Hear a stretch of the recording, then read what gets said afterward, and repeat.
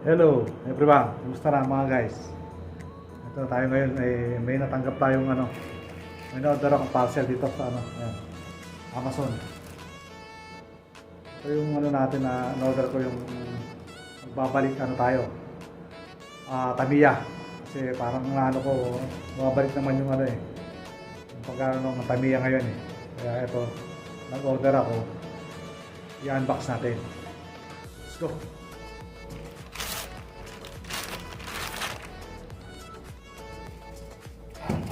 Unbox.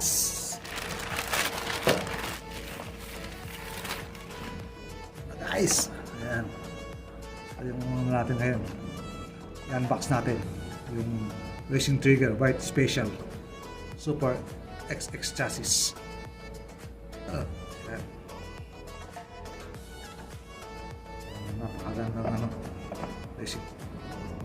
Ito tayo guys, yung unboxing natin na bagong Tamiya natin, yung Racing Trigger White Special Super X chassis. Ayan guys.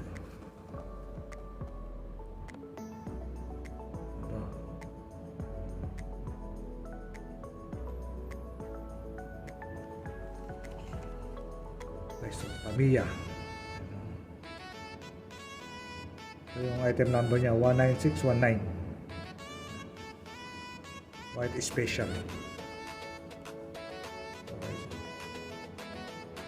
Ano to guys, made in the Philippines to.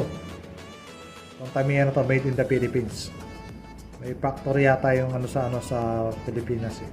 Yung Tamiya. Hindi ko alam kung saan sa pagkakaalam ko dati nung pa yun nung tatamiya pa ako. Sa Cebu. Kung di ako nagkakamali. Ayan guys, maganda. Tapos ito yung yung laman niya sa loob guys. Ayan. Buksan na natin. Guys. Ito guys yung chassis. White chassis niya. Ayan. Super XX chassis. Ayan guys, original siya, Tamiya, ayan Hindi siya pangpalengke. Original talaga siyang Tamiya. Tapos ito yung kanyang gulong. Kulay red. Tapos yung mga mugs niya. Ayan. Small diameter to. Pang speed talaga, speed tech. Tapos ito mayroon siyang kasamang motor. Tapos ito yung propeller shaft. Tapos ito yung niya, ayan, yung mga axle niya, ayan. Kasi 4-wheel drive nga eh. Tapos ito yung bolt and screw, ayan. Dito. Saka yung battery terminal, ayan. Tapos yung gear, ayan.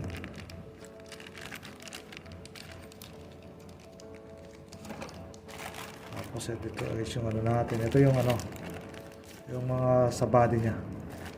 Ito yung pinaka niya, yung crown niya, yung pinaka cover. Ayan, clear siya.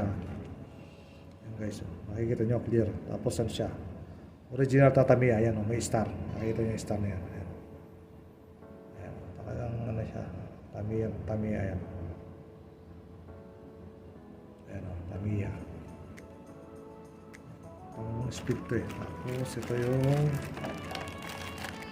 mga niya.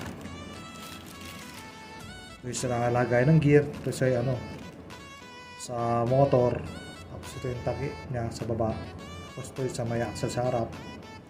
Yung rollers. Tapos ito yung sa on and off power. Tapos ito yung lock sa likod. Tapos ito yung sa may parang yung pinaka hub bearing. Dito may lalagay yung hub. Yung nakalagay sa axle niya. Para doon sa propeller. Tapos, siyempre, ito pa yung niya. Extension niya na rear bump niya na. Extension, rear extension niya ito. Yung lagay ng rollers niya. Tapos, check natin. Ito yung manual.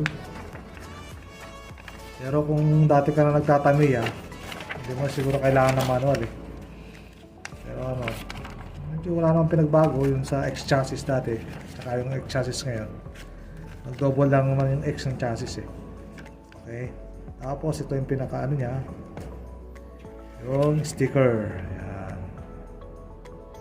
Sticker. Ayan. Tapos ito na yung pinaka guide niya, yung ano gamitin yung Tamiya. Ayan. Ayan guys. Okay, muna natin, hindi muna natin share na assemble. In-unbox na muna natin.